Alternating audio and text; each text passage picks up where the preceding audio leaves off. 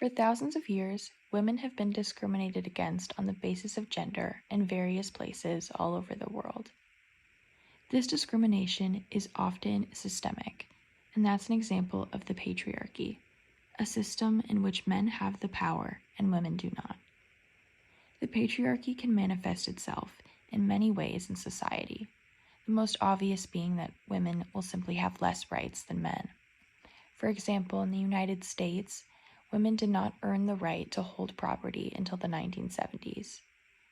Other examples of the ways that the patriarchy can manifest itself in society are women being at a higher risk of violence, both domestic violence and sexual violence, and also the wage gap, women earning less money than men while completing the same amount of work. My global issue is, how do the high expectations placed on women by the patriarchy negatively impact them? I'll be analyzing two different texts, one literary text and one non-literary text. The first text is an excerpt from the book From Sleep Unbound by Andrei Chadid. Published in 1983, From Sleep Unbound takes place in Egypt and follows a 15-year-old girl named Samia, who is forced into a loveless marriage due to her family's financial troubles and society's expectations. This loveless marriage eventually drives her to despair. The second piece I'll be analyzing is called I Want a Wife by Judy Brady. Published in 1971, it comes from Miss Magazine, and it's a satirical piece pointing out how ridiculously high the expectations can be for women who are entering into a marriage with a man. Both of these texts connect back to my global issue because they're critiques of the ways that the expectations placed onto women can be suffocating, especially in the context of marriage and motherhood. For From Sleep Unbound, I chose this section of the book because it was a great example of how Samia's internal monologue expresses her despair within her relationship to Boutros, her husband. In the section of the book I selected, Boutros and Samia are having an argument. They're fighting over Samia being unable to become pregnant. In this section of the book, Samia actually says that she's relieved that Boutros strikes her because it means that she might finally have a way out of her marriage. She says, "This time, finally, I could write my father. Father, this man struck me.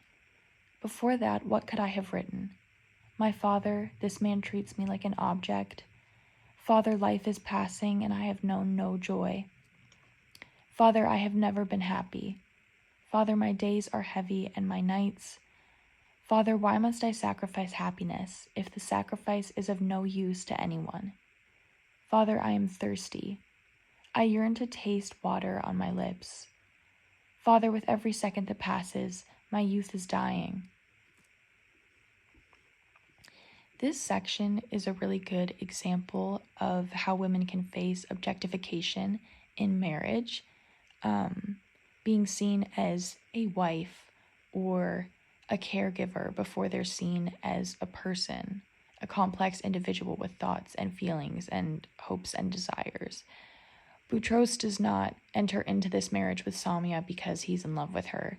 He enters into this marriage with her because she is just someone who can fill that role for him, that wife role, that mother role, that caregiver role.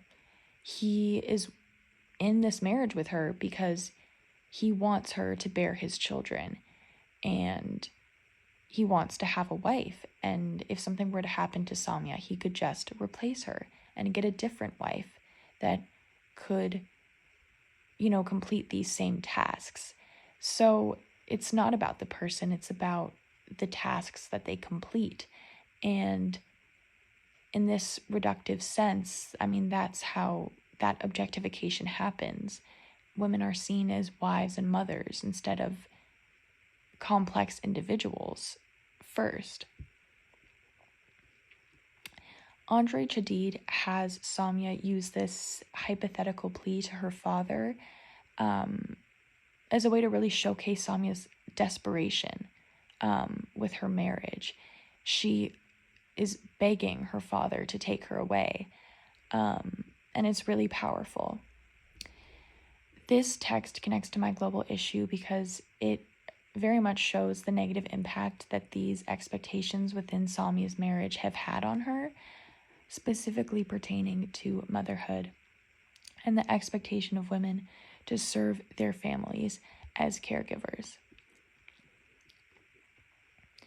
When talking about I Want a Wife, I chose this portion of the article not only because it points out the ludicrous amount of perfection that many men expect from their wives, but also because it talks about objectification and that caregiver role, which ties into the excerpt from my first text from Sleep Unbound. In I Want a Wife, Judy Brady writes, I want a wife who will take care of the details of my social life. When my wife and I are invited out by my friends, I want a wife who will take care of the babysitting arrangements. When I meet people at school that I like and want to entertain, I want a wife who will have the house clean, will prepare a special meal, serve it to me and my friends, and not interrupt when I talk about things that interest me and my friends. I want a wife who will have arranged that the children are fed and ready for bed before my guests arrive, so that the children do not bother us. This portion, again, really ties into the objectification point that women are seen as caregivers and mothers, and that is what is expected of them. There's a sense of sort of no gratitude because this is what's expected of them. This is their job. This is the purpose that they serve in life. And Judy Brady uses the repetition of the phrase, I want a wife, to give the text a more comical tone, makes it very satirical.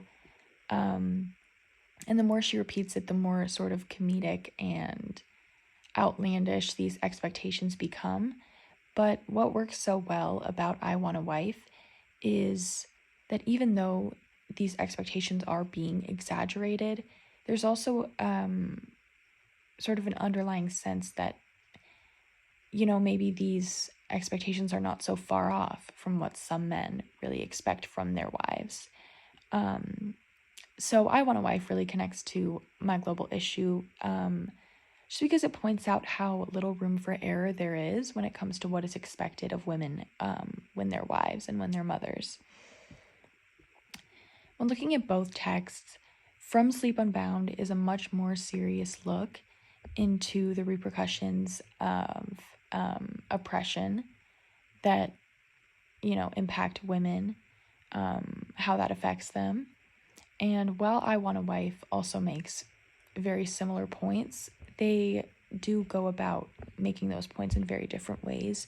I Want a Wife is sort of playful and comedic, sort of poking fun at men and their sort of outlandish expectations that they have for women.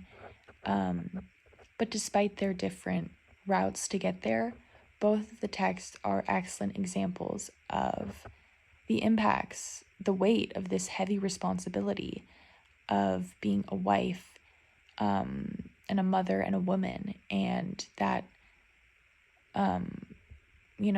where those identities cross, and how when you're a woman who's in a marriage with a man, how that can be towing a line between objectification and love. Both of these texts really clearly display how women are impacted due to these patriarchal expectations. They did really specifically focus in the context of marriage, but they really do address objectification of women as a whole.